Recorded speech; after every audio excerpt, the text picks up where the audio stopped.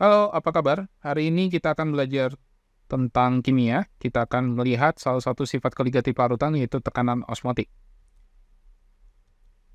Sebelumnya kita perlu tahu dulu pengertian daripada osmosis. Osmosis adalah peristiwa perpindahan molekul pelarut dari larutan dengan konsentrasi rendah atau encer ke larutan dengan konsentrasi tinggi atau pekat melalui selaput semi-permeable. Osmosis akan berlangsung hingga kedua larutan memiliki konsentrasi yang sama. Kita bisa lihat di sini.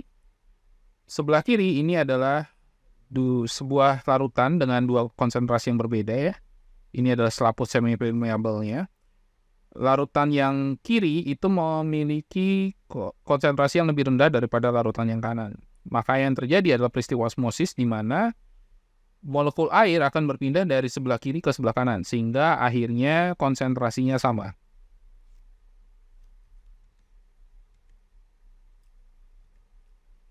Selanjutnya, apa yang dimaksud dengan tekanan osmotik? Tekanan osmotik adalah tekanan yang diperlukan untuk mencegah peristiwa osmosis. Untuk menghitung besarnya tekanan osmotik, dapat kita menggunakan rumus P sama dengan M dikali R dikali T.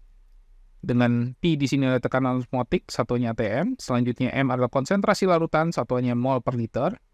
Kemudian tetapan ideal gas sebesar 0,082 liter atm per mol Kelvin, dan T adalah suhu dengan satuan Kelvin.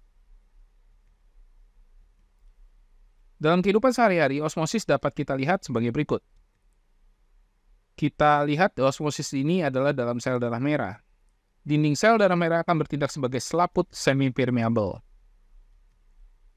Larutan yang memiliki tekanan osmotik sama dengan tekanan osmotik darah disebut larutan isotonik. Sedangkan yang memiliki tekanan osmotik lebih tinggi disebut dengan larutan hipertonik, sedangkan yang memiliki tekanan osmotik lebih rendah disebut larutan hipotonik.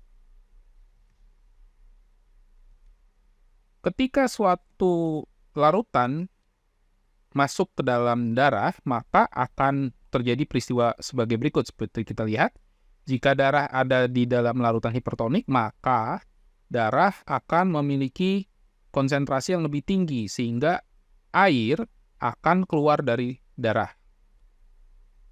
Sedangkan sebaliknya, jika sel darah merah dimasukkan ke larutan hipotonik, maka air yang dari larutan hipotonik ini akan masuk ke dalam darah, sehingga dia akan mengalami pembekakan. Ya, kalau untuk hipertonik berarti akan terjadi pengeringan, jadi airnya akan keluar. Sehingga diperlukan larutan yang isotonik, sehingga air akan keluar dan masuk, kecepatan air keluar masuk ke dalam darah akan sama, sehingga darah akan memiliki bentuk yang tetap. Kandungan airnya akan tetap.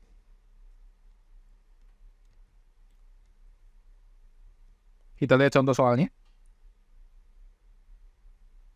Pada soal ini, data yang kita punya, kita bisa lihat di sini untuk zat larutnya adalah gliserol.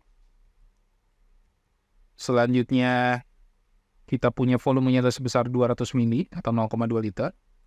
Dan gliserolnya adalah sebanyak 3 gram. Untuk MR-nya adalah sebesar 92 gram per mol.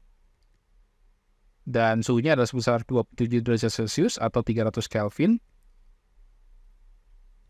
Jika kita mau menghitung tekanan osmotik, pertama kita perlu hitung dulu mol daripada gliserol. Mol gliserol itu sama dengan masanya dibagi dengan MR, kita peroleh mol gliserol sebesar 0,0326 mol. Selanjutnya kita hitung molaritas larutan tersebut. Molaritas sama dengan mol dibagi dengan volume. Kita peroleh 0,0326 dibagi dengan 0,2, kita peroleh untuk molaritas ini sebesar 0,163 molar. Dan terakhir untuk tekanan osmotik kita gunakan P sama dengan M dikali R kali T. Kita peroleh M-nya adalah sebesar 0,163 dikali 0,082 untuk R-nya ya. Dan T-nya adalah sebesar 300 Kelvin. Sehingga kita peroleh untuk tekanan osmotiknya sebesar 4,011 atm. Dengan demikian maka tekanan osmotik larutan tersebut adalah sebesar 4,011 atm. Jika video ini dianggap bermanfaat, jangan lupa untuk like and subscribe. Terima kasih.